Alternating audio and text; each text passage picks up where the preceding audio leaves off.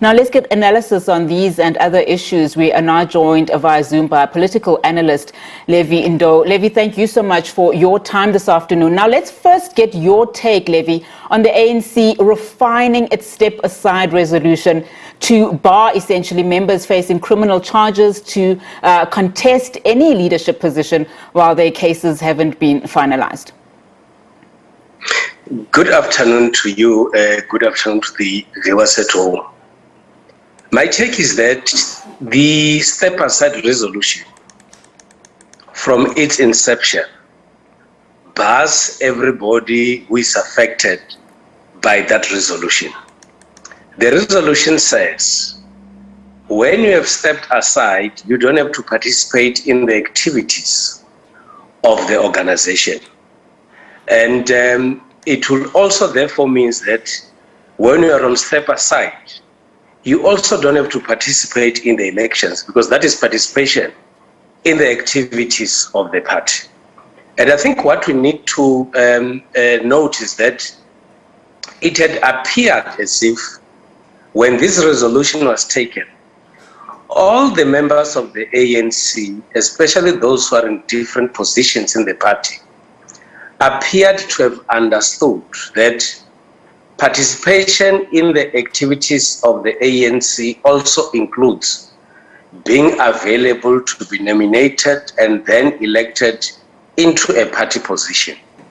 The challenge you would have when you have good rules is that some people might interpret them differently or identify rules within the resolutions which they can actually use in their favor.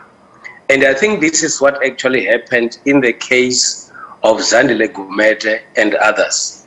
But what is also very interesting is that you have had members of the ANC in Mpumalanga and somewhere else having to have a discussion before certain individuals are actually nominated. And that actually made it clear that certain things are not right in relation to how the rule is to be interpreted. And my view also is that if certain individuals, apart from those who attended the conference in Mpumalanga and eThekwini, they might have come to a different conclusion. But we just don't have to blame them. It should have appeared as if it was an understanding. But another aspect that we need to look at is that when rules are not interpreted in a manner that people would then have to understand them clearly, you would have situations like this one, which will then require that certain screws have to be tightened so that they should avoid confusing those that are following the activities and indeed bringing confusion within the party itself. Especially when we know, where the ANC is going, in the next coming months, given the utterances made by the ANC Treasurer General Paul Mashatile then yesterday, saying that the step-aside resolution is not cast in stone. How contentious an issue will this be at the ANC elective conference in December? What's at stake, particularly looking at Cyril Ramaphosa's support? Well, I think what you need to look at here is that the ANC has quite been concerned about matters relating to corruption within the party. And the ANC has agreed that the loss of support in the ANC can also be blamed to having leaders who are implicated in corrupt activities. Equally so, the ANC is in the process of renewal. And of course, in terms of trying to address the challenges of corruption, unethical behavior and wrongdoings within its ranks, there to come up with resolutions of this nature.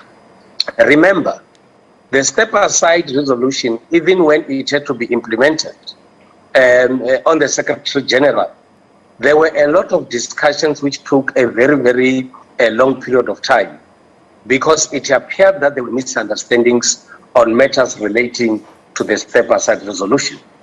But I think also when you make laws and regulations, There could be areas where you need to tighten them. There could be areas where, because you think we are all on the same page, they would stay as they are because they might not create any form of confusion and contradictions within the party. Of course, Ramaphosa, as the leader of the ANC and government, who has been putting a lot of emphasis on the fight against corruption, has to be credited and be known as one person who has been the champion in the fight against corruption. And his legacy in the ANC has to put a lot of emphasis on his attempt to fight against corruption in the party and in government. And of course, we should expect a lot of challenges because we have within the ANC members who want to create comfort for people that are associated with corrupt activities. You have members that are pointed at on matters of corruption, but they still want to occupy positions within the party and in government. And whether you like it or not, when you appear in court, whether you are a member of the ANC or not, your image gets tainted until it is cleared. Those are issues that at a party level, and if one is committed to be a politician or joining a political party, should know that certain rules and regulations have to be created only to ensure that the image of the party is actually acceptable to ordinary citizens. Levy, I'd like now to get your take on what you think is the future of the ANC Womens League, and in particular, obviously, you can't talk about the ANC Womens League without mentioning Mashatile. I mean, yesterday we heard from Paul Mashatile saying that it was in fact Dlamini who volunteered to appear before the party's Integrity Commission. He also then mentioned that the Women's League is not technically disbanded, but it was a question of the leadership of the Women's League. Your take? The Women's League is an integral part of the ANC in general. And of course, as a political party, which is and also a league of the ANC, it has to adhere to the framework of the ANC as the mother body. And as we all know, the term of office of the leadership of the Women's League had expired a long time ago. And I think what the leadership of the ANC decided to do was to say, let us do what we did with the provinces. That if your term of office has expired, maybe what we should do is to ensure that we develop or we come up with an interim committee, because as a party that adheres to its constitution, you would also do not want to have a structure which is unconstitutional. And I think those that are in the Women's League have to take this matter in good spirit on the basis of the constitution, and also in ensuring that the party had actually lived longer than the expected period of time. Mashatile Dlamini has been found guilty for perjury. It will require the ANC to come out and say, how do they view perjury within its own ranks? Would they agree that perjury is a serious matter or a lesser serious matter?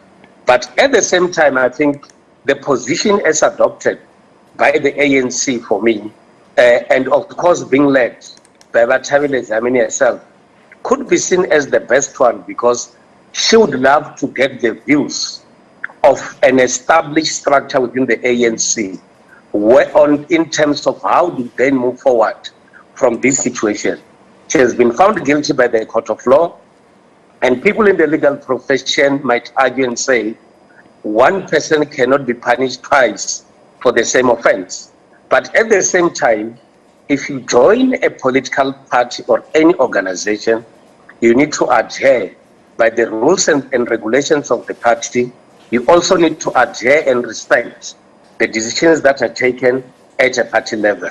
And I think in the show of discipline she actually said, I would love to get an opinion from the Integrity Commission of the party so that she's able to follow the line of march from the Integrity Commission and then rework a future within the ANC and the broader political spectrum in South Africa. Political analyst Mr. Levy Ndou, thank you so much for your time this afternoon. You're always welcome.